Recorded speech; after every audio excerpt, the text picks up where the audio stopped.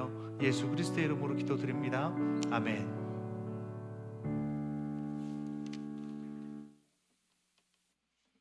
하나님 말씀 사도행전 4장 23절부터 35절입니다. 우리 한 절씩 교독하시고 마지막 35절은 다 같이 읽도록 하겠습니다. 사도행전 4장 23절부터 35절. 제가 먼저 읽겠습니다. 사도들이 노임에 그 동료에게 가서 제사장들과 장로들의 말을 다 알리니 그들이 듣고 한 마음으로 하나님께 소리를 높여 이르되 대주제여 천지와 바다와 그 가운데 만물을 지은 이시오. 또 주의 종 우리 조상 다윗의 입을 통하여 성령으로 말씀하시기를 어찌하여 열방이 분노하며 족속들이 허사를 경영하였는고. 세상의 군왕들이 나서며 관리들이 함께 모여 주와 그의 그리스도를 대적하도다 하신 이로소이다. 과연 헤롯과 본디오 빌라도는 이방인과 이스라엘 백성과 합세하여 하나님께서 기름 부으신 거룩한 종 예수를 거슬러 하나님의 권능과 뜻대로 이루려고 예정하신 그것을 행하려고 이 성에 모였나이다. 주여 이제도 그들의 위협함을 굽어보시옵고 또 종들로 하여금 담대히 하나님의 말씀을 전하게 하여 주시오며 손을 내밀어 병을 낫게 하시옵고 표적과 기사가 거룩한 종 예수의 이름으로 이루어지게 하옵소서 하더라. 빌기를 다함에 모인 곳이 진동하더니 무리가 다 성령이 충만하여 담대히 하나님의 말씀을 전하니라. 믿는 무리가 한 마음과 한 뜻이 되어 모든 물건을 서로 통용하고 자기 재물을 조금이라도 자기 것이라 하는 이가 하나도 없더라. 사도들이 큰 권능으로 주 예수의 부활을 증언하니 무리가 큰 은혜를 받아 그 중에 가난한 사람이 없으니 이는 밭과 집 있는 자는 팔아 그 판 것의 값을 가져다가. 다 같이 읽겠습니다. 사도들의 발 앞에 두매 그들이 각 사람의 필요를 따라 나누어 줌이라. 아멘. 오늘 사도행전 강의 10번째 고난의 때에 기도하는 법이라는 제목으로 함께 은혜를 나누고자 합니다. 혹시 여러분 가운데 아무도 하셨을 분이 없을 것 같은데 혹시 번지점프나 스카이다이빙 이런 거 해본 적 있으신 분이 계실까요? 아니면 앞으로라도 내가 언젠가는 한번 해보고 싶다. 우리 김수진 집사님, 그런 우리 빛나자매, 절대 아니라고 이렇게 큰 X자를. 우리 신경식 집사님이라면 한번 예, 아니군요. 예, 저도 절대 없습니다. 왜 돈 주고 죽음을 연습하는지 저는 잘 모르겠어요. 솔직한 얘기로. 잘 아시는 것처럼 번지점프는 위의 사진처럼 발목에 밧줄을 묶고 높은 곳에서 뛰어내리는 것을 말하고, 스카이다이빙은 비행기를 타고 막 올라가는 도중에 낙하산을 메고 뛰어내리는 것을 뜻하죠. 그런데 이 번지점프나 실제로 저 스카이다이빙을 하러 가는 사람들의 이야기를 들어보면 정말 100이면 100 모두 말하기를 엄청난 공포와 두려운 마음, 무섭대요. 근데 저는 그걸 왜 하는지 모르겠는 거예요. 무섭고 두려운데 왜 하죠? 근데 그렇게 무섭고 두려운데도 그것을 극복하고 저 높은 곳까지 올라가서는 자기 발로 올라가서는 자기 발로 뛰어내리고 마는 이 담대함과 용기는 도대체 어디서 생기는 것일까요? 사실 처음에 저걸 하러 가는 사람들도 처음에는 호기롭게 가지만 막상 올라가면 무서워서 발이 안 떨어진대요. 너무 무섭대요. 그런데 어떻게 그걸 극복하고 뛰어내리는 것일까요? 여러분은 그 이유가 무엇이라고 생각하십니까?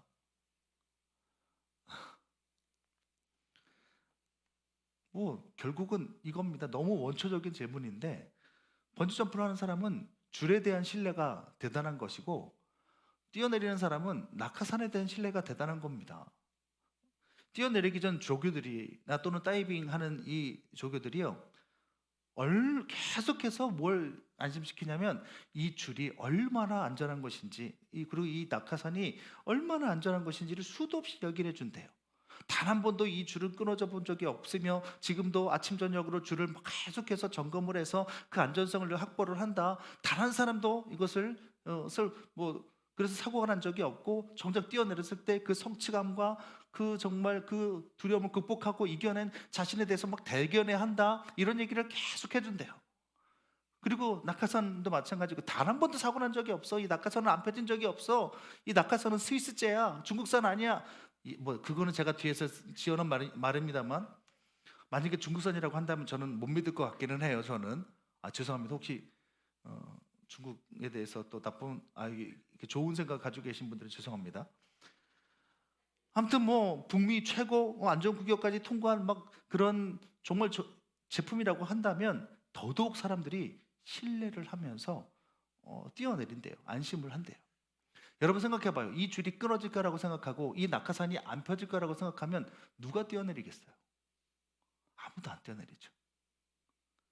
그렇게 낙하산과 줄에 대한 신뢰가 크면 클수록 사람들은 무섭고 두려운 감정에도 불구하고 그것을 극복하고 뛰어내린대요.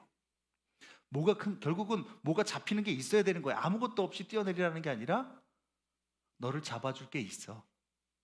확실히 잡아줘. 그리고 뛰어내린 다음에는 엄청난 희열과 성취감이 있을 거야. 이거를 얘기하는 거죠. 그리고 이런 원리는요, 우리 인생과 신앙에도 그대로 통용이 됩니다. 우리가 살아가다가 내 모든 세포들까지도 막 덜덜덜 떨게 만드는 아주 커다란 고난과 역경을 만나게 되면요, 여러분 그 어떤 사람도 아무것도 없이 맨주먹으로 그 두려움과 마주하고 그 어려움을 극복해낼 수가 없어요. 아무것도 없는데 어떻게 이겨내요? 아무것도 손에 쥐어지는 게 없는데 어떻게 그 공포와 마주하고 그 삶을 살아가요? 그러니 대다수의 사람들이 맨정신으로는 그 상황을 이겨낼 수 없게 될 때 어떻게 합니까? 손에 쥐는 것은 없고 현실을 도피하려고 술을 찾거나 아니면 게임에 몰입을 하거나 아니면 일에만 막 집중을 하거나 이도저도 안 되면 어떡해요? 정신분열이 오거나 나중에는 스스로 생명을 마감하는 경우도, 극단적인 상황도 발생하게 되죠. 따라서 우리 역시 내 힘으로 감당할 수 없는 이 고난의 때에 무엇이 필요하느냐면 뭔가 나를 붙잡아주는, 그 신뢰할 수 있는 그 무엇인가가 있어야 돼요. 신뢰할 수 있는 그 무엇, 밧줄, 낙하산 있어야 뛰어내리는 거예요. 있어야 공포를 이겨내는 거예요. 그래야 무섭지만 우리도 뭔가 신뢰할 수 있는 뭔가를 우리가 있어야지만 용기를 내서 현실을 살아낼 수 있기 때문이죠. 그런 면에서 오늘 본문이야말로 정말로 고난을 만난 사람들한테 좋은 지침이 될 수 있는 본문입니다. 오늘 본문의 초대교회 성도들 역시 정말 살떨리는 가공할 세력들의 실질적인 아주 그냥 정말 무서운 그런 협박과 박해에 직면을 하게 되었습니다. 그 세력들은 지난주에 제가 말씀드린 것처럼 당시 전 세계를 지배하고 있었던 로마의 이 총독과 또 그들로부터 권력을 부여받은 유대왕 헤롯과 종교 지도자들입니다. 그들이 지금 예루살렘에 모인 교회 공동체를 정조준하고는 죽이기로 연합을 했어요. 연합을. 손을 맞잡았어요. 저놈들 죽이자. 찍힌 거죠, 한마디로. 실제로 26절에 보게 되면 세상의 군왕들이 나서며 기도하다가 주님 우리를 좀 불쌍히 여기십시오. 세상의 군왕들이 나서고 있습니다 할 때 저 나서며라는 이 단어는 군사적인 용어예요. 그래서 저기 그림처럼 지금 이 교회 공동체 바로 앞에, 코앞에, 맞은편에 진을 치고 대열을 지어서 싸움을 일으킬 태세를 하는 모양을 일컫는 말이에요. 나섰다 무슨 뜻이에요? 저렇게 쫙 군대가 줄을 딱 지어가지고 착착착 하면서 우리를 죽이려고 지금 진군하고 있다. 그게 나섬이에요. 근데 지금 이들이 얼마나 큰 공포감에 사로잡혀 있는지가 저 단어 하나에 나타나고 있습니다. 그들이 막 진군을 하고 있어요. 완전 무장을 하고. 지금 그렇게 헤롯과 로마 정보를 비롯한 강력한 이 권세자들이 교회들 앞에 진을 치고 전투하려고 지금 자기들을 죽이려고 지금 모여있고 진군하고 있다는 거예요. 그러니까 한마디로 이렇게 당대 모든 권력자들의 교회가 찍혔다라는 거예요. 여러분, 그 인플루언서 유명한 연예인들 가운데 그 송강호 씨나 김미화 씨, 또 저 끝에 김규리 씨, 이분들의 공통점이 뭔지 아십니까? 제가 좋아하는 연예인이에요. 그리고 또 한 가지, 이분들은 한동안 모든 방송과 영화에서 퇴출되었던 사람들입니다. 한동안 그래서 볼 수 없었던 사람들이죠. 잘 진행하던 방송에서 어느 날 갑자기 하차를 당하고, 영화에서도 캐스팅조차 아무리 지원을 해도 캐스팅조차 되지 않았던 때가 있어서 오랜 시간을 손가락만 빨며 아무것도 못하고 있었던 시절이 있었던 사람들이에요. 그 이유가 뭐예요? 바로 이들이 당시 정권에게 찍혀서 블랙리스트에 올랐기 때문이죠. 찍힌 이유는 뭐냐? 이분들이 정부의 잘못된 정책이나 과오들을 비판하거나 또는 과거의 정부의 잘못들을 비판하는 영화에 출연했기 때문이에요. 그것들 때문에 그렇게 찍혀서는 수년간 모든 매체에서 거절되고 폐쇄가 된 겁니다. 그로 인해서 경제적으로 너무 힘들어져서 생활고가 심해졌었대요. 그리고 또 그 계속되는 생활고로 인해서 극심한 우울증까지 겪어야 될 정도였다고 하죠. 이렇게 민주주의를 표방하는 우리나라에서조차 정치 권력에 찍혔을 때 이렇게 살기가 힘들어지고 막막해져요. 그러니 지금보다 훨씬 더 잔인하고 미개하고 비열했던 이 사도들 시대에는 말할 것도 없는 거예요.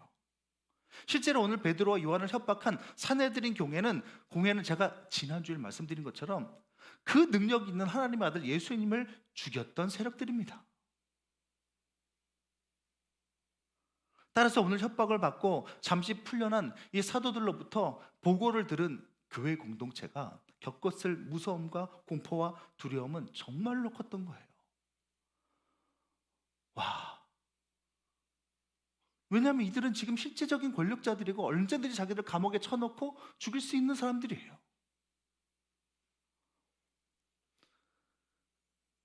그런데 그 압도적인 권력으로 자신들을 죽이려고 으르렁대는 이 서슬퍼런 권력들 앞에서 교회는 막 주저앉고 좌절하고 이제 다 죽었다 하고 이렇게 울고 있는 것이 아니라 다 같이 모여서 뭐해요? 기도하기 시작해요. 와, 기도. 그런데 여러분, 이들의 한 기도가요, 정말 특이하고 특별했어요. 우리가 문제 앞에서 기도하는 내용과 완전히 달라요. 우리가 문제를 만나고 삶에 정말 힘든 일을 만나고 정말 어려움 가운데 어쩔 바를 몰라서 교회에 나와서 머리를 파묻고 눈물 콧물 가운데 기도하는 그 기도의 내용과 우리 기도의 내용이 너무 달라요. 그런데 이 기도에, 이들의 이 특별한 이 독특한 기도에 하나님은 구약에서 신의 산에 강림하실 때처럼 지진과 진동으로 응답하십니다. 여러분, 신약에 들어와서 하나님이 지진과 진동으로 응답하시는 경우는 매우 드물어요. 무슨 뜻이에요? 이들의 기도야말로 하나님이 지금 원하시는 기도의 내용이고, 그래서 하나님이 지금 즉각적으로 들어주신다라는 상징이에요.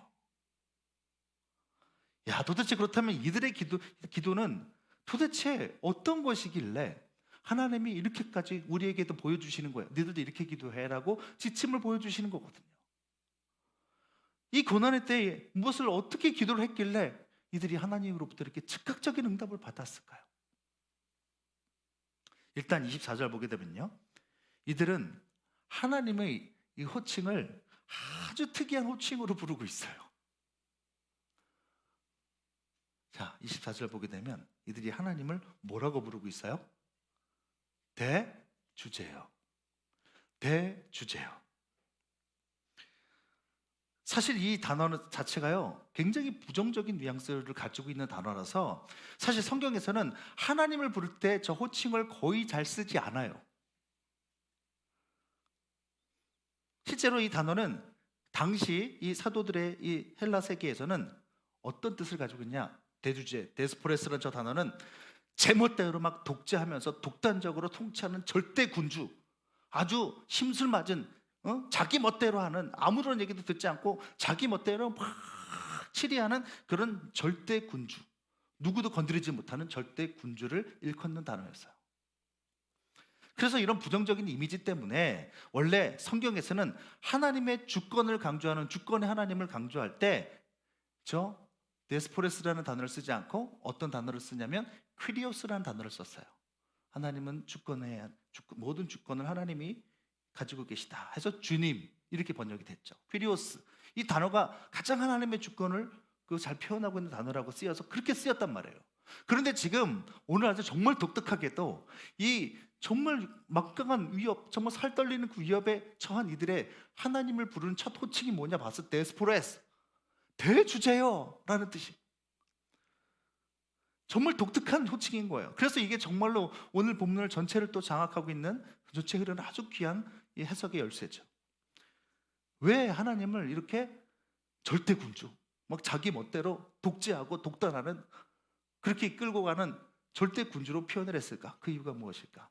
이거는 이 데스포레스라는 단어가 주는 아주 강력한 권세와 통치의 어감 때문이에요. 너무 강력해서 아무도 건드릴 수 없는 이런 뜻을 가지고 있는 거예요. 너무나도 강력해. 하나님은 그래서 너무 강력해서 세상의 일개 왕들 따위는 그냥 아주 그냥 소군주로 만들어버릴 정도로 아주 강력한 절대 군주라는 것이에요. 그런 뜻이에요. 그리고 하나님은, 그 하나님은 왜 독재하고 독단적이냐? 자기 자녀들만 사랑하고, 그리고 반대로 대적하는 세상 군주들은 미워하고 심판하는 독단적인 독재자의 기질을 가지고 있기 때문이래요. 뭐 이걸 한번 설명 한번 드려 볼게요. 여러분 생각해 보세요. 아빠가, 우리 집 아빠니까 또 우리 좋은 아빠인 우리 신경식 집사님 생각이 나는데, 이 신경식 집사님 그 페북에 보게 되면 그 딸인 세은이와의 그 애틋한 부녀간의 이 사랑이 얼마나 많이 펼쳐지는지, 도대체 엄마인 박재민 권사님 어디서 뭐 하고 있는지 아버지와 딸의 이 사랑이 너무 애틋해요. 자, 그런데 아빠가 나만 사랑하고 나만 이뻐하는 것이 아니라 밖에 나가서 만나는 모든 아이들도 나만큼, 아니 때로는 나 이상으로 사랑한다면 여러분, 그것은 아빠가 아니에요. 아빠와 딸은요, 배타성을 가지고 있어요. 그 둘이 서로 독점하는 관계예요. 그렇죠? 밖에서 놀다가 내 딸이 다쳤는데 아빠라는 사람이 딴 집에 얘가 딱 가만히 보기에 얘가 조금 더 먼저 다쳤어 하면서, 그 애가 먼저 다쳤다면서 자기 딸은 거들떠도 안 보고 딴 집애를 데리고 병원으로 달려간다면 그 아빠는 제정신이 아닌 거예요.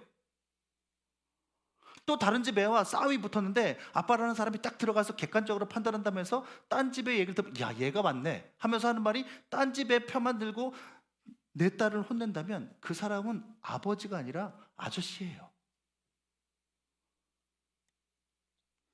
여러분, 아빠는 어쩔 수 없이 내 자녀만 사랑하고 내 자녀를 편애하고 내 자녀의 편에 서는 사람이에요. 아빠는 설령 세상 모두가 객관적으로 내 딸을 욕한다 할지라도 아빠는 그 모든 화살을 대신 막아주고 세상과 싸워주는 사람이 아빠예요. 그러니 아빠는 편파적일 수밖에 없고 다른 아이들의 눈에는 독단적이고 독재적일 수밖에 없는 거죠. 마찬가지예요.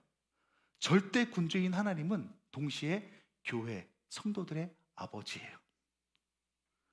그러니 자기 자녀들에게 많은 막 은혜와 사랑에 정말 모든 것을 다 주는 하나님이시지만, 아버지시지만 대적하는 세상 권세자들에게는 독단하고 독재하는 절대 군주로 보이는 거예요. 그래서 교회 공동체는 그런 의미로 하나님을 데스포레스라는 단어로 부른 거예요.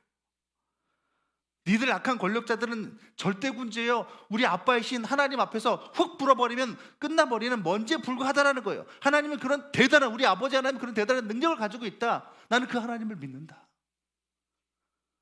그래서 같은 의미로 바로 대주제요 한 다음에 하나님만이 천지와 바다와 그 가운데 만물을 모든 것을 지으신 창조주이심을 고백을 한 것입니다. 이 창조주가 우리와 함께 계신다. 그 하나님은 그 절대 군주는 그 절대 권세로 우리만을 위해서 살아가신다. 바보 아빠 같이. 이렇게 자신들의 기도를 들으시는 하나님이 얼마나 강력한 나만 사랑하는 아버지인지를 묵상할 때 우리는 그 문제가 두는 두려움을 극복할 수 있다는 거예요.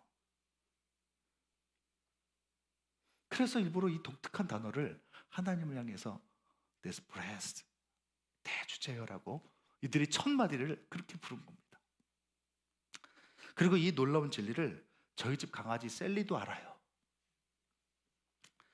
거의 매일 저는 될 수 있으면 저희 셀리를 산책을 시키려고 매일 데리고 나가거든요. 산책 한번 나가면 한 30분 정도 이렇게 핑 돌고 저는 가만히 보면요, 강아지를 산책할 때도 보게 되면 아주 정말 이기적이고 그 뭐랄까 좀 자기밖에 모르는 사람들이 있고 또 이게 다 드러나요. 강아지는요, 마킹을 하면서 중간중간에 강아지 세계에서는 그 페이스북의 세계가 펼쳐져요. 그래서 다른 강아지가 똥 오줌을 싸고 간 걸 맡으면서 좋아요 누르느라고 거기다 또 자기도 냄새 맡고 자기 소변을 놔요. 그럼 좀 이제 다른 강아지도 와서 맡아보고, 여기가 맛집인가 보다 하고 자기도 오줌을, 이렇게 서로 이렇게 좋아요 해주는 거예요. 그러니까 강아지는 웬만하면 그냥 산책을 즐기는 강아지들은 거의 없고 대부분이 막 냄새 맡고 돌아다니면서 막. 그래서 저는 가급적이면 크게 돌 때 강아지가 원하는 대로 항상 멈춰지면 앉아서 가만히 서서 기다려줘요. 한 뭐 5분이고 10분이고 제가 거기서 대소변도 다 보고 소변도 보고 대변 부분도 제가 또 다 치워주고 또 봉지에 담아서 가지고 가고. 그냥 그렇게 간단 말이죠. 그런데 희한하게도 저희 집 강아지 셀리가 목줄을 착용할 때와 착용하지 않을 때에 따라서 이 좀 달라지는 것을 제가 얼마 전부터 깨달았어요. 이게 제가 깨달은 거니까 사실이 아닐 수도 있어요. 일단 사실이 아니라고 생각하고 그냥 들으시면 될 것 같아요. 이건 제 느낌이니까. 새벽 시간 같은 때 제가 간혹 가다가 셀리를 데리고 이제 새벽 한두 시 정도 나가면 산책시키는 사람들이 거의 없기 때문에 제가 목줄을 풀어줘요. 그럼 지가 막 따라오다가도 가고 싶은 데서 한참 끙끙거리면서 또 막 좋아요 막 100개, 나중에 이게 소변 보는 게 좋아요 하는 거거든요. 좋아요를 거의 한 2, 30개씩 하는데 소변 안 나오는데도 계속 하고 다녀요. 그러면 저는 이제 저쪽 가서 기다리면 지가 한참 있다가 또 저를 쫓아와요, 이렇게. 그러니까 새벽 시간엔 그런단 말이죠. 그런데 그렇게 혼자 있다가 가끔씩 그 새벽에도 늦게 들어와서 산책을 시키는 사람들이 있어요. 그러다 보면 좀 우리 셀리는 굉장히 작거든요. 근데 덩치가 이만한 강아지를 데리고 나오는 경우들이 있어요. 그런데 제가 뭐 저 앞에 있고 자기가 혼자 있다가 끈도 없이 혼자 있다가 큰 강아지를 만나면 우리 강아지가 어떻게 할까요? 바로 꼬리를 내리고 쳐다보지도 않고 딴짓하는 척을 해요. 그래서 저도 이제 놀라가지고 이렇게 가보면 벌써 뭐 얘가 꼬리를 내리고 이렇게 하고 딴짓을 하고 있으면 제가 빨리 가서 안고 이렇게 나오거든요. 겁을 먹은 거죠. 그런데 이상한 게 목줄을 메고 제가 짧게 메고 지나가다가 다른 덩치 큰 강아지를 만나게 되면요, 막 무섭게 짖으면서 막 달려들어요. 그럼 제가 어떻게 해요? 목줄을 잡고 그러지 마 그러지 마, 그렇게 해도 막 지가 막 달려들고 쾅쾅쾅쾅쾅 그르릉그릉 거리면서 나 말리지 마, 저놈 오늘 제삿날이야. 아니 지보다 3배 높은 그 큰 개가 어떻게 이기겠어? 걔한테 어떻게 이기겠어요? 근데도 막 짖어요. 뭐 때문일까요?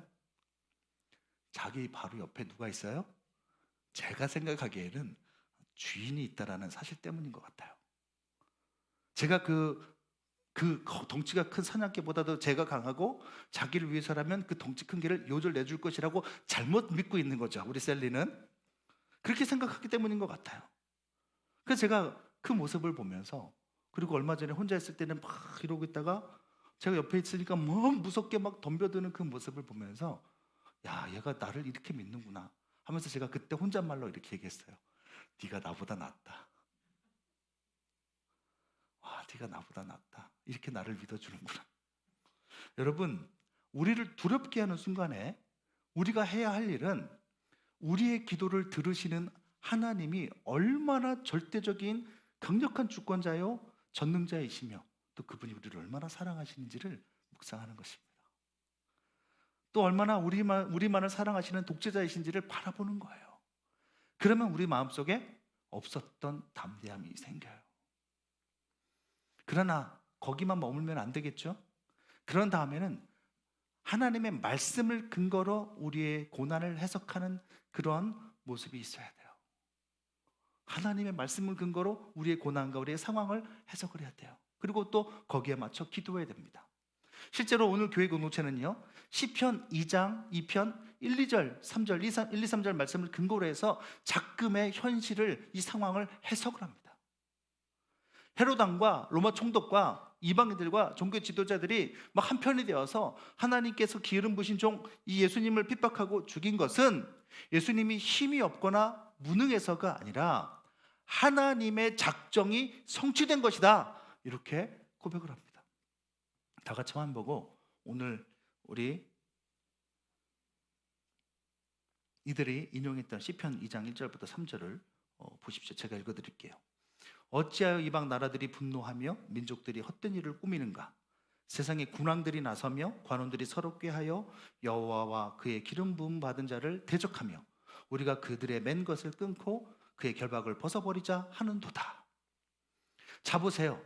이 말씀을 근거로 교회 공동체는 우리 본문을 오늘 본문 보시면 27절 띄워주시겠어요? 제가 준비는 안 했지만 자 보세요. 27절에서 과연 그 말씀 그대로 과연 헤롯과 빌라도 군왕과 관원들, 이 빌라도는 이방인 로마 세력과 이스라엘 백성들과 함께 합세해서 기름 부으신 종인 예수님을 대적했다라고 해석합니다. 그러니까 예수님이 힘이 없어서 하나님이 능력이 없어서 당한 것이 아니라 그게 원래 하나님의 작정이었고 그것이 원래 구원의 계획의 과정이었다라고 고백을 하고 있는 거예요. 그러더니 지금도 그 권세자들이 믿는 교회 공동체 우리들을 반대하려고 이 성에 모여 있다라고 기도합니다. 주님 보십시오. 그때 그렇게 예수님을 죽였던 그들이 지금 이제는 우리를 죽이기 위해서 이 성에 모여 있습니다. 시편 말씀대로 바른 복음을 전하는 예수님을 세상 권력자들이 대적한 것처럼 그 주님을 따르는 우리 역시 성도들에게 있어서 그들의 대적은 이상한 것이 아니라 하나님의 작정인 것을 우리가 믿습니다 라는 뜻이에요. 그리고 그들의 대적과 우리의 이 환난 이것을 통해서 예수님이 마치 십자가를 통해서 하나님의 구속을 이루신 것처럼 마찬가지로 하나님이 우리들의 이런 고난도 예정하신 것이라면 우리의 이 고난을 통해서도 하나님은 하나님의 구속 역사를 이루실 것입니다 라고 고백하는 그 장면입니다. 그러니 지금의 고난 역시 모두가 하나님의 뜻을 이루려는 예정 안에서 일어나는 일이라는 거예요. 그 고백을 하고 있어요. 여러분이 살다가 만나는 고난이요 재수가 없어서 생긴 것이 아니라 왜 이게 나한테 일어나서 이게 아니라 하나님의 작정의 일부라는 거예요. 그리고 하나님이 다 미리 아시고 작정하셨다는 것은 이 일을 통해서 하나님이 우리에게 주님의 살아계심을 드러내실 것이라는 뜻입니다. 결국 이것은 교회 공동체가 만난 모든 위험한 상황들이 사실은 이미 모든 것을 미리 아시고 작정하신 하나님의 손 안에 있다라는 것을 고백하고 있는 거예요. 주님, 이 상황도 하나님의 계획이고 하나님의 주권 아래 있음을 내가 믿습니다. 하나님이 붙들고 계시라는 거 내가 믿습니다. 다 알고 계신 하나님이 내 상황도 붙들고 계심을 믿습니다. 그러니 대적들이 아무리 수를 써도 나와 함께 계시는 이 교회와 함께 계시는 하나님을 이길 수 없음을 내가 또한 믿습니다 라는 뜻이에요. 왜 그래요? 교회가 만나는 모든 상황들이 하나님도 예측 못하는 돌발 상황이 아니라 하나님이 이미 계획하시고 예정하신 그것이 시간 안에서 일어난 일이기 때문이라는 거죠. 어렵죠? 그걸 조금 제가 풀어서 설명을 드릴게요. 여러분 상상을 한번 해봅시다. 어떤 산업 스파이가 있어요. 그 산업 스파이가 5월 10일쯤으로 앞으로 7일 이후로 잡아봅시다. 5월 10일 새벽 2시경에 여러분의 집에 몰래 침입을 해서는 이미 여러분의 집에 있는 비번이며 이걸 다 이들이 산업 스파이가 다 킹해가지고 다 알아냈어요. 그래서 새벽 2시경에 여러분의 집에 침입해서는 마치 도둑이 든 것처럼 막 뚫어놓으면서 여러분의 컴퓨터 안에 있는 아주 소중한 중요한 사업의 기밀을 훔쳐가기로 계획했다라고 가정해 봅시다. 그러나 이들의 그 못된 계획이 이미 미리 다 유출이 되었어요. 그래서 경찰 특공대가 미리 다 알고 있고 만반의 태세를 다 해놨어요. 그래서 그 도둑들이 5월 10일 날 들기 전에 이미 며칠 전에 여러분 집안 곳곳에 막 CCTV를 설치하고는 여러분의 컴퓨터 안에다가 사업 기밀 대신에 바이러스가 심겨진 가짜 파일로 다 바꿔놓고는 그리고 집 밖 봉고차에서 이들의 예의 상황을 5월 10일 새벽 12시부터 예의주시하며 기다리고 있습니다. 그렇게 가짜 파일들을 이들이 몰래 가져가게 만들어서 흘려서는 못된 짓을 하려는 산업 스파이의 모든 계획 전부를 망치게 만들고 그리고 이들 모두를 검거하려고 작전을 짠 것이죠. 여러분 잘 보세요. 이 경우에는 이 모든 상황들이 경찰 특공대의 손 안에 있어요. 이들은 앉아서 지금 모든 CCTV 통해서 다 보고 있어요. 다 알고 있어요. 언제 올지 다 알고 있어. 다 대비가 다 되어 있는 거예요. 그러니 샤론 스파이가 아무리 훔치고 도둑질을 한 것처럼 쇼를 해도 그들은 결국에는 다 잡히고 망할 수밖에 없는 것이죠. 왜요? 경찰 특공대가 다 알고 있으니까. 다 준비해놨으니까. 지금 교회 공동체의 고백이 그런 고백인 거예요. 자신들이 지금 만난 이 지금의 모든 두려운 상황들이 사실은 모든 것을 다 아시고 말씀대로 작정하신 하나님의 통제와 주권 하에 있다라는 거예요. 그러니 결국에는 이것이 아무리 이상하게 흘러간다 하더라도 반드시 하나님이 이 상황을 역전시켜서 우리 삶을 통해서 하나님의 살아계심과 우리를 성장시키는 그 일을 하신다라는 그런 고백이에요. 여러분, 여러분의 상황이 아무리 심각해도 하나님의 통제 아래 있습니다. 선하신 주님의 은혜 아래 있다고요. 이 사실을 믿는 거죠. 여러분도 기도할 때 이 믿음을 가지고 하나님이 말씀하신 대로 여러분의 상황 전체를 하나님이 다 통제하고 완벽하게 붙들고 계심을 믿으면서 기도하시기 바랍니다. 나아가 여러분 삶의 역경과 고난은 이상한 것이 아니라 뭐예요? 말씀과 작정대로 지금 일어나고 있는 것임을 여러분 받아들이시기 바라요. 이상한 게 아니에요. 앞서가신 예수님도 그 고난을 통해서 주의 뜻을 이루셨어요. 역경과 고난을 통해서. 그래서 우리 역시도 고난과 역경을 통해서 이루어가고 있는 중인 거죠. 마지막으로 교회 공동체는 문제가 없어지길 기도하지 않고 문제에도 불구하고 더 담대히 하나님의 말씀을 전하게 해달라고 기도를 했습니다. 문제를 좀 없애주세요. 문제를 소멸시켜주세요. 이들에게 있는 문제는 뭐예요? 자기들을 위협하는 권력자들, 본디오 빌라도, 유대 왕 헤롯, 당시 안티파스였죠. 그리고 또 종교 지도자들, 그리고 그들의 손에 놀아나고 있는 그 유대파 이스라엘인들 다 자기들을 공격하고 있는데 그들의 이 위협하는 이 문제 자체를 소멸시켜 달라고 기도하지 않아요. 문제에도 불구하고 용기를 가지고 더 담대히 하나님의 말씀을 전하게 해달라고 기도를 합니다. 사실 지금 교회 공동체가 핍박을 받는 이유는 말씀을 전하고 있기 때문이에요. 말씀을 전하고 있기 때문이라고요. 예수님의 부활과 그 복음을 전파하기 때문에 이들이 고난을 받고 있고, 그래서 사내들인 공회도 뭐라고 그랬어요? 예수의 이름으로 말하지도 가르치지도 말라 하고 그래서 위협하고 협박을 해서 내보냈잖아요. 그러니 이들이요, 문제를 해결하려면, 문제를 없애려면 말씀만 전하지 않고 또는 몰래 숨어서 자기들끼리만 조용히 꽁냥꽁냥 복음을 공유하면 이들의 협박의 문제는 사라질 것이 분명합니다. 그러니 지금 교회 공동체는 문제를 해결하기 위해서라면 어떻게 말씀만 안전하면 되는 거예요. 너무 좋아요. 너무 간단해요.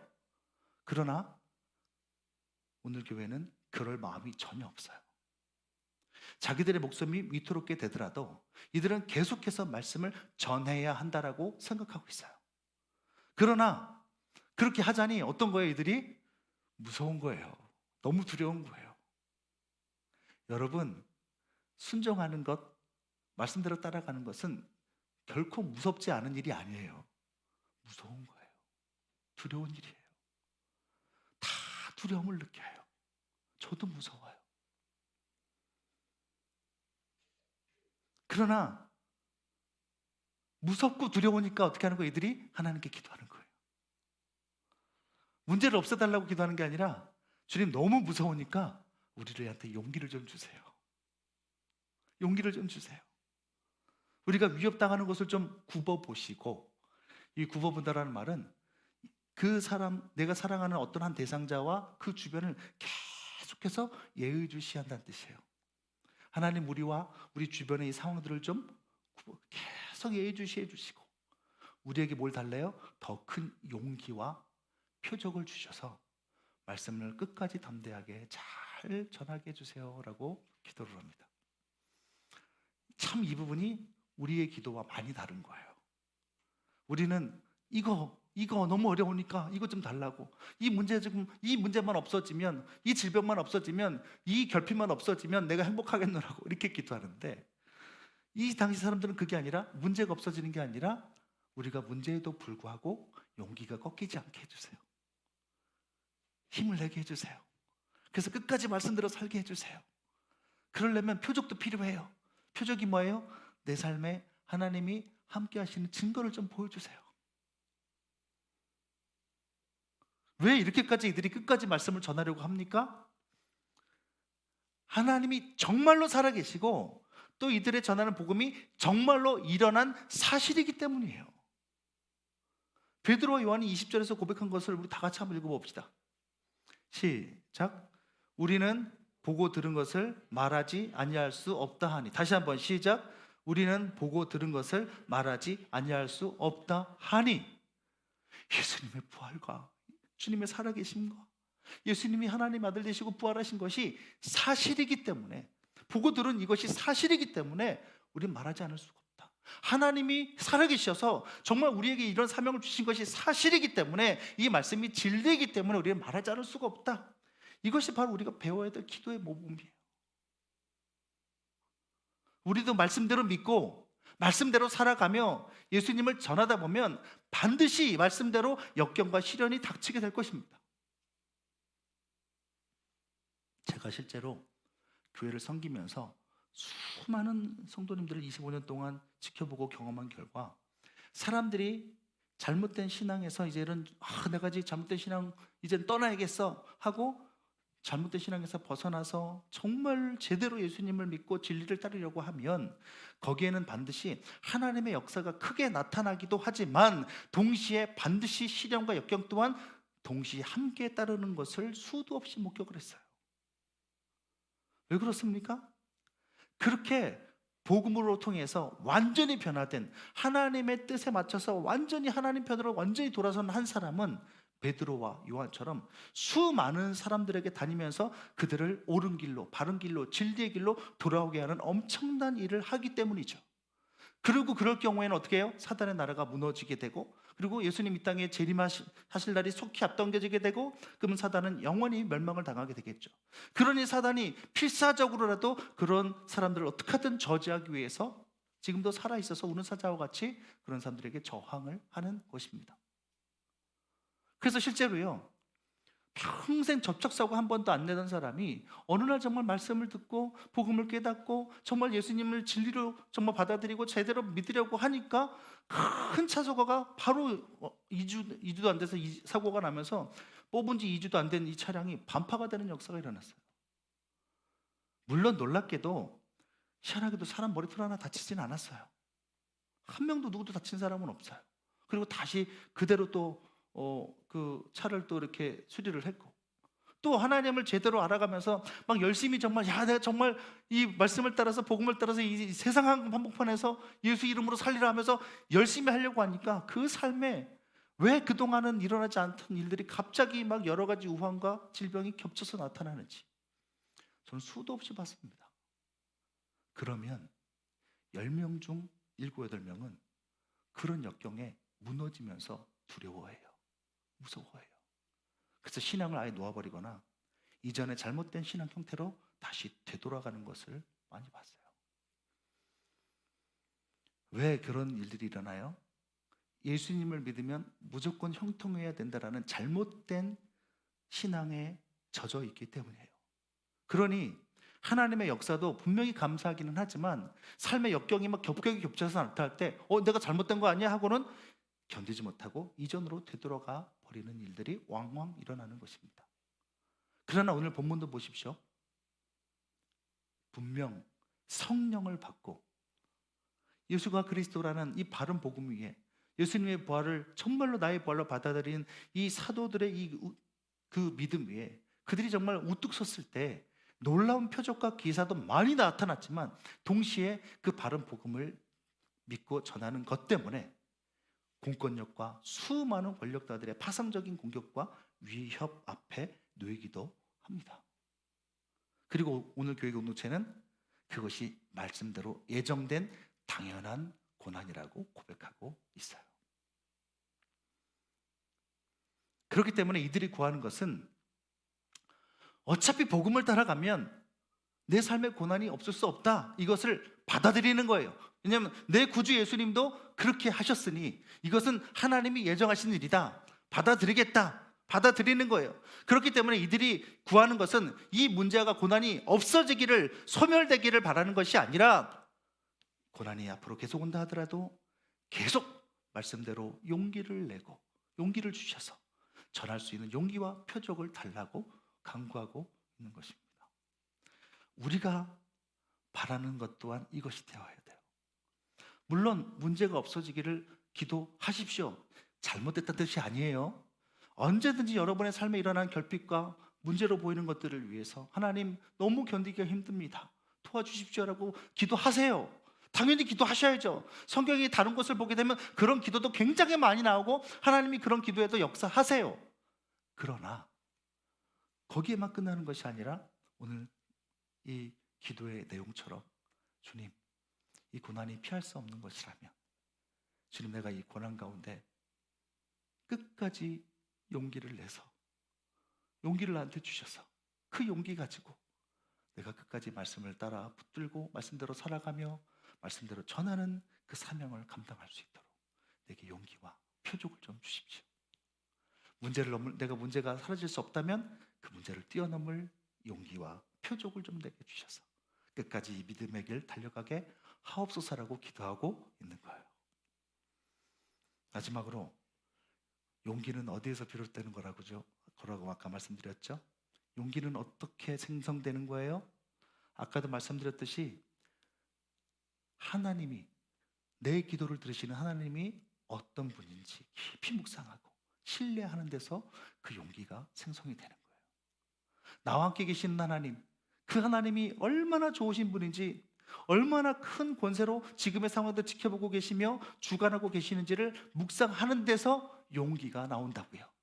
내가 혼자라고 생각하고 나 혼자 버려졌고 내 주변에 아무도 나를 도와줄 사람이 없다라고 생각하면 우리는 주저앉게 되지만, 아니야, 내 주변에 아무것도 안 보인다 할지라도 하나님이 어떤 사랑으로 나와 함께 계시는데 하고 그 하나님을 바라볼 때 뭐가 생기는 거예요? 용기가 생긴다고요. 뛰어내릴 용기가. 마지막으로 한 가지만 이야기하고 마칩시다. 예전에 8살, 제가 초등학교 1학년 때 일이에요. 그때 제가 초등학교 때 6년 동안만 5번을 이사를 다녔거든요. 저희 아버지로 인해서 자주 이사를 다녔는데 1학년 때 일이에요. 서울 쪽 정릉에 잠깐 산 적이 있었는데 뭐 집을 구하다 정말 집 같지도 않은 이상한 집을 구하다 보니까 정릉이 서울이라고 하지만 저기 산 밑에 정말 마을이라고 할 수 없는 정말 그런 이상한 그런 변두리 쪽에 집을 구한 거예요. 번화한 곳이 아니죠. 근데 거기서 좀 번화한 곳에 가서 놀려고 하면 작은 산 하나를 넘어야 돼요. 근데 어느 날 한 번은 친구랑 같이 그 시내에서 만나서 그 번화한 쪽에서 만나서 막 놀다 보니까 뭐 1학년 애가 그렇잖아요. 놀다 보니까 시간 개념이 없어서 해가 져버린 거예요. 그럼 해가 졌으니까 어떻게 돼요? 다시 그 산을 넘어서 집으로 와야 되는데 당시에 그 산은요, 뭐 가로등이고 뭐 아무것도 없었어요. 작은 야산이었는데 한밤중이 되니까 캄캄하고 길조차 잘 안 보여요. 얼마나 무서운지, 이걸 넘어가야 되는데 너무 무서운 거예요. 그래서 막 급격히 막 이걸 어떻게 될지 원하다가 내가 노래를 부르면서 넘어가야겠다 막 노래를 부르고 막 그 당시 어떤 노래 불렀는지 기억도 안 나요. 분명히 아마 그 교회에서 주일학교에서 배운 그런 노래겠죠. 막 부르는데도 너무 얼마나 소름이 갈 때마다 발밑에서 막 바스락바스락 소리 나는 것도 무섭고, 그리고 저기 중간중간에 달빛에 막 어슴풀에 막 비치는 나무 형상들이 마치 귀신처럼 보이고 막 이렇게 하고 나를 막 째려보는 거 너무 무서운 거예요. 너무 소름이 끼치는 거예요. 정말 15분 정도면 뛰어서 넘어갈 수 있는 그 길이 얼마나 길고 무섭고 소름 끼쳤는지 몰라요. 그래서 그 다음부터는 절대로 내가 밤에 이 여기를 놀다가 이렇게 늦게 오지 않으리라 막 다짐을 했는데 몇 달 지난 다음에 또다시 한밤중에 그 산길을 넘어서 집으로 돌아올 일이 생긴 거예요. 당연히 무서웠죠. 너무 무서웠죠. 그런데 이번에는 무서워도 이겨낼 만했어요. 그 이유가 뭘까요? 그때는 내가 놀다가 늦은 게 아니라 어머니랑 같이 거기서 뭔가 일을 하고 어머니랑 같이 넘어와야 되는 길이었어요. 나 혼자 가는 길이 아니라 어머니의 손을 잡고 그 길을 가게 되는 거죠. 근데 예전에 트라우마가 있으니까 너무 무섭고 어린 마음에도 너무 무서운데도 내 손을 딱 잡아준 뭐가 있어요? 엄마의 체온이 느껴져요. 사실 너무 어두워서 엄마 얼굴도 잘 안 보여요. 그러니까 어머니가 또 무서워할까 봐 중간중간에 찬송가도 불러주시고 이런저런 얘기를 하는데, 얘기를 하다 보니까 무서운 마음이 탁 사라지더라고요. 그리고 그 당시 저한테는 저희 어머니가 어떤 사람보다 더 센, 우주보다 더 큰 존재로 그 당시에는 저한테 느껴졌기 때문에 그 어머니의 손을 잡고 넘어갈 때는 무서운 게 별로 안 느껴지더라고요. 똑같이 어둡고 캄캄한 길인데도 왜 이런 차이가 발생을 해요? 어디서 이런 용기가 생겼어요? 어머니와 함께 가는 길이기 때문인 거예요. 평상시에도 기도를 많이 하시던 어머니가 귀신보다도 세서 나를 지켜줄 것이라는 확신이 그때는 있었어요, 저한테. 사랑하는 여러분, 말씀을 따라서 살다 보면 우리를 두렵고 떨게 만드는 깜깜한 작은 산들을 우리는 수도 없이 앞으로도 만나게 될 거예요. 그것은 이상한 것이 아니에요. 오히려 예수님도 먼저 걸어가셨던 신앙의 길이기 때문에 여러분 만나는 역경인 거예요. 그 모든 역경들이. 그때 우리가 기도할 것은 그 여건과 문제를 없애달라고 물론 하십시오. 하지만 그렇게만 기도할 것이 아니라 계속해서 내가 바른 복음을 따라, 바른 진리를 따라, 바른 하나님 상을 따라 말씀대로 살아갈 수 있는 용기를 달라고 기도해야 되는 거예요. 절대 군주 되신 하나님이 나와 함께 계셔서 나를 반드시 보호하시고 그리고 빚어 가실 것을 신뢰하는 데서 주어지는 그 용기를 내게 달라고 간절히 기도해야 될 것입니다. 그리고 동시에 연약한 나에게 주님이 함께 하심의 표적도 달라고 간구하면 반드시 우리 삶에 하나님만이 하실 수 있는 증거와 기적들을 우리한테 주실 겁니다. 우리 하나님이 안 주실 리가 없어요. 오늘 본문에 어떻게 나와요? 그렇게 기도했더니 어떤 일이 일어났어요?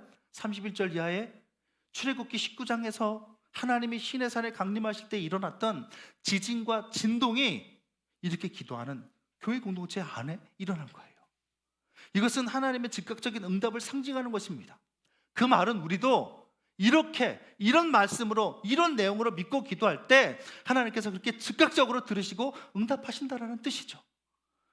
그러자 이들의 삶에 여러분 큰 은혜가 임하면서 말씀만 이들이 증거하고 순종한 것이 아니라 말씀대로 실제로 살게 되는 역사도 함께 일어납니다. 그것이 바로 자기 신의 재산을 자기 것이라고 하지 않고 이웃을 위해 내놓을 줄 아는 엄청난 순종이 이들의 삶에 나타나기 시작한 거예요. 그리고 그것을 누가는 33절에서 사도들이 큰 권능으로 주 예수의 부활을 증언하니, 말씀을 들으니 무리가 큰 은혜를 받아 이 놀라운 삶의 나눔이 시작되었다고 기록합니다. 무슨 뜻이에요? 예수님의 부활을 이 제자들이 증거를 하니까 그 하나님께서 그 증거 가운데 큰 역사를 주셔서 이들이 큰 은혜를 받아서 뭘 깨닫게 된 거예요? 자신들의 인생에 부활하신 주님이 함께 계셔서 우리가 이렇게 나눠줄지라도 주님이 매 순간 채워주시고 책임져 주심을 믿게 되니까 거기서 큰 은혜를 받고는 주님이 나와 계시고 부활하신 주님이 나와 동행하시다는 걸 믿게 되니까 이렇게 위협 속에서도, 그 엄청난 위협 속에서도 말씀대로 이웃을 사랑해서 나눠주는 순종이 나타나더라는 거예요. 여러분, 이것이 바로 고난할 때에 바르게 기도하는 사람들에게서 나타나는 삶의 열매들입니다. 여러분 잊지 마세요. 세 가지 잊지 마세요. 하나님은 대주제십니다. 그리고 마지막, 저는 이걸 더 강조하고 싶어요. 고난의 때에 그 힘든 문제를 해결하기 위해서 기도도 해야 되겠지만 그렇게만 하시지 말고 하나님, 내게 끝까지 어떤 증거가 내 손에 주어지지 않아도 끝까지 믿은 대로 말씀대로 살 수 있는 용기와 표적을 내게 주옵소서 라고 기도하신다면 주님께서 그렇게 또 응답해 주시리라 믿습니다. 찬양합시다.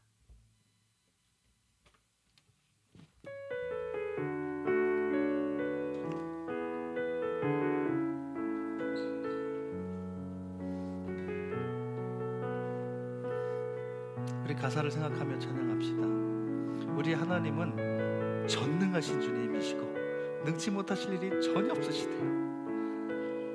그리고 우리의 간구, 우리의 모든 생각도 주님 다 알고 계시고 우리의 지금 닥친 이 상황도 전부 다 주님의, 하나님의 주권 아래에 있대요. 그리고 우리가 당하는 이런 어려움들은 이상한 게 아니라 하나님이 예정하시고 우리를 빚어가시는 과정이래요. 여러분, 오늘 들으신 말씀을 기억하시면서 주님, 어떤 순간에도 주의 말씀을 의지하여서 깊은 곳에 그물 던지고 기도하고 용기와 표적을 달라고 기도하는 내가 되게 해달라고 그렇게 간구하는 마음으로 다 같이 찬양합시다.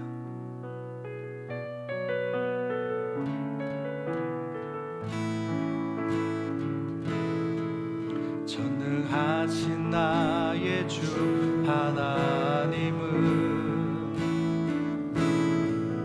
능치 못하실 일 전혀 없네. 우리의 모든 간구도 우리의 모든 생각도 우리의 모든 꿈과 모든 소망도 신실하신 나의 주 하나님은 우리의 모든 괴로움 바꿀 수 있네. 불가능한 일 행하시고 죽은 자를 일으키시니 그를 이길 자 아무도 없네. 주의 말씀 의지하여 깊은 곳에 금을 던져 오늘 그가 놀라운 일을 이루시는 것 보라. 주의 말씀 의지하여 믿음으로 금을 던져 믿는 자에게 능치 못함 없네. 다시 한번 처음부터 찬양합시다. 전능하신 나의 주 하나님은 능치 못하실 일 전혀 없네. 우리의 모든 간구도 우리의 모든 생각도 우리의 모든 꿈과 모든 소망도 신실하신 나의 주 하나님은 우리의 모든 괴로움 바꿀 수 있네. 불가능한 일 행하시고 죽은 자를 일으키시니 그를 이길 자 아무도 없네. 주의 말씀 의지하여 깊은 곳에 금을 던져 오늘 그가 놀라운 일을 이루시는 것 보라. 주의 말씀 의지하여 믿음으로 금을 던져 믿는 자에게 능치 못함. 주의 말씀 의지하여 주의 말씀 의지하여 깊은 곳에 금을 던져 오늘 그가 놀라운 일을 이루시는 것 보라. 주의 말씀 의지하여 믿음으로 금을 던져 믿는 자에게 능치 못함 없네. 믿는 자에게 믿는 자에게 능치 못함 없네. 마지막 믿는 자에게 능치 못함 없네. 우리 시간 다 같이 기도했으면 좋겠습니다. 먼저 참 죄송합니다. 목회자라는 사람이 이렇게 부족하고 흔들려서 성도님들한테 좋지 못한 모습만 보이고 이런 고백을 하는 것이 참 죄송하고 또 부끄럽습니다. 제가 감히 여러분께 그런 말씀을 드릴 수는 없지만 오늘 말씀 그대로 그 힘든 순간에 하나님이 얼마나 절대적인 주권을 가지신 내 앞에 놓여있는 문제 따위, 나 힘들게 하는 사람 따위 아무것도 아니게 풀어버릴 수 있는 그런 내 아버지 되신 하나님이신지를 여러분 깊이 바라보시기 바랍니다. 그리고 매 순간 말씀을 근거로 내 삶을 해석을 하고, 그리고 마지막으로 문제 해결을, 문제를 없애달라고 기도를 하되 그것만 기도할 것이 아니라 주님, 내가 이 문제에도 불구하고 말씀을 따라 믿음을 따라 살아갈 수 있는 용기를 달라고, 그 흔적을 달라고 그렇게 기도할 수 있는 우리가 되었으면 좋겠습니다. 그럴 때 주님께서 주님의 말씀을 의지하여 계속해서 그물을 던지는 우리에게 전능하신 하나님께서 놀라운 일을 베풀어 주실 것입니다.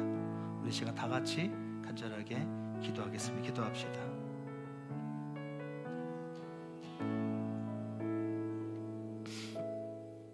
살아계신 주님, 우리 가운데 역사하여 주시고, 아버지, 힘들고 어려운 가운데서 주님 역사하여 주시고, 하나님 우리의 부족함 가운데 주님 바라볼 수 있도록 하나님 역사하여 주옵소서. 오늘 교회가 당면하는 이 위기와 어려움들 가운데 얼마나 살이 떨리고 두려운 가운데 있겠습니까? 그럼에도 불구하고 주님께서 하나님 이들의 시련을 붙잡아 주시고 다시금 주님께서 믿음을 불러일으켜 주셔서 이렇게 살아갈 수 있도록 인도해 주심을 참으로 감사합니다. 하나님 주님께서 역사해 주시고 은혜를 부어 주셔서 하나님 정말 우리가 힘들고 어려운 가운데 있지만 주님을 의지하여 더욱더 힘을 내서 일어날 수 있도록 주님 역사하여 주옵소서. 아버지, 그 부족함을 주님 불쌍히 여겨주시고 주님께 엎드려 간구할 때마다 성령께서 은혜를 베풀어 주옵소서. 주님, 이 모든 일 가운데 주님 한 사람도 발걸음을 없이 주님이 붙들어주시는 하나님, 우리가 다시금 일어서고 주님 바라보는 역사가 일어날 수 있도록 주님 도와주옵소서.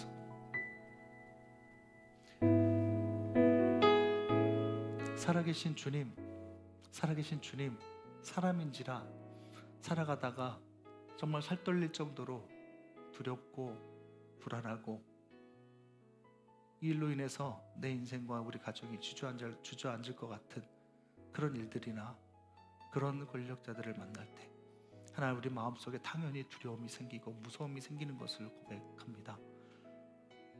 그러나 주님, 그때 오늘 교회의 공동체가 다른 것 의지하지 않고 다른 것 붙들지 않고 하나님이 얼마나 절대적인 권세를 가지고 지금의 이 상황조차도 장악하시고 붙들고 계시는지를 부르짖으며 그 하나님이 얼마나 크신 분이고 나를 사랑하시는지 묵상했던 것처럼 하나님, 우리 역시도 문제에 우리의 마음이 매몰되는 것이 아니라 하나님께 우리의 마음이 집중되는 이 저녁이 되게 하여 주옵소서. 하나님이 얼마나 큰 권세와 사랑으로 나라를 붙들고 있는지를 바라보는 이 저녁이 되게 하여 주옵소서. 하나님, 그리하여 그 주님의 함께 하심으로 인하여 우리의 마음에 용기가 다시금 일어날 수 있도록 도와주시고, 우리가 기도할 때 우리의 삶의 이 산적한 문제와 우리를 두렵게 떨게 만드는 이 문제가 없어지기를 기도해야겠지만, 하나님, 그런 기도와 동시에 설령 이 문제가 우리 삶에 평생 계속된다 할지라도 하나님, 주님 때문에 용기가 꺾이지 않게 해달라고, 더 큰 용기를 달라고, 주님의 함께 하심, 주님 내 손 붙잡아 주심 때문에 또다시 일어나 이 믿음에게 달려갈 수 있게 해달라고, 주님 내게 용기와 주님 살아계심, 나와 함께 계심의 증거를 보여달라고 기도할 줄 아는 우리가 될 수 있도록 주님 도와주옵소서. 그리하여 쉽지 않은 우리 인생길, 정말 때로는 갈짓자로 걸어가고 똑바로 걸어가지 못한다 할지라도 나와 함께 계시는 하나님이 얼마나 크시고 나를 사랑하시는지 바라보고 묵상하며 그 주님께 용기 달라고 간구하며 힘들더라도 멀리 돌아갔다 방황할지라도 다시금 믿음의 길에 굳게 서서 이 길 끝까지 달려갈 수 있는 귀한 성도님들 다 될 수 있도록 주님 도와 주옵소서. 혹시라도 힘들고 어려운 마음으로 이 자리에 나온 성도님들 계시다면 하나님, 오늘 주님이 얼마나 큰 권세와 능력으로 나의 이 힘들어 보이는 상황을 주관하고 계시는지 주님 믿을 수 있는 확신을 성령을 통해 허락하여 주옵소서. 감사드리며 예수 그리스도의 이름으로 기도드립니다. 아멘. 각자 자유롭게 기도하시다가 돌아가시면 되겠습니다.